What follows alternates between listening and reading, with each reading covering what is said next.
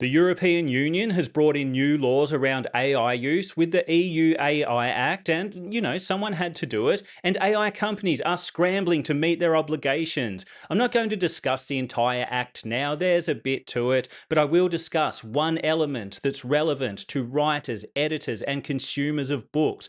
Recital 133, which states, AI-generated content, including images, videos, and text, must be easily detectable. Basically, AI-generated content must be watermarked in a way that allows us to easily detect that it's AI-generated. Simple, yeah?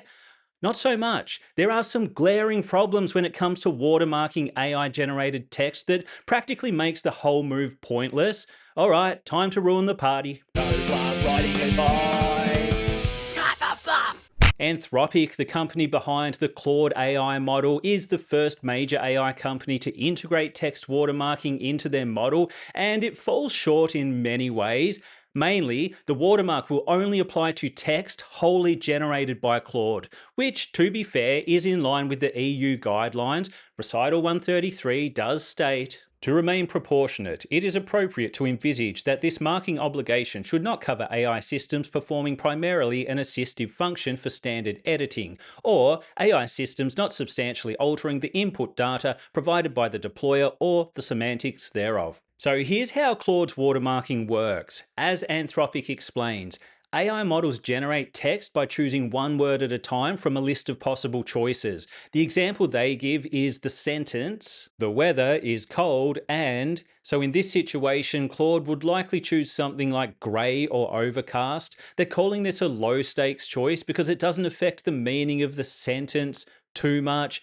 It doesn't matter whether it's grey or overcast, they both pretty much mean the same thing. Side note, for experienced human writers, word choices like this do matter. Yes, they are low stakes, I can't argue with that, but they're not random in the way they are for an AI model. It's one reason I'll never enjoy AI-generated writing. I like to see the conscious choices human writers make to construct a sentence or a story. I know some readers don't care and they're happy to consume bucket loads of AI word vomit, but I'm on team human. Anyway, back to the main topic. The watermark itself is essentially a pattern created by all the little choices the model makes around word selection, and Anthropic explicitly states text edited by Claude likely won't contain the watermark. Unless the content is heavily rewritten using AI, there won't be enough AI-generated words to create a detectable pattern. There are some pretty big implications here. Mainly, watermarking text in this way is pointless, almost pointless. There is some value, I will admit. For example, the watermark will allow us to detect low-effort attempts at passing off AI-generated books as human. Platforms like Amazon could potentially automatically scan new uploads to identify books that contain an AI watermark and label or reject them as appropriate. I know AI isn't going away, but I'd love to see some clearer labeling so I know what to avoid. Yes, I want to support human creativity. What of it? My question is, what's to stop someone from using another AI model to change enough of the text to remove the initial watermark, but not enough to generate a new one? What's to stop an AI user with just a slither of work ethic from editing the output themselves to remove the watermark? That's probably not going to happen. If you're lazy enough or uninterested enough in the act of writing, you probably won't spend time editing a large AI output in a meaningful way. Just saying. Claude's watermarking is already in effect, but Anthropic hasn't released the detection tool yet, so no one outside of the company can experiment and see how effective the watermark actually is.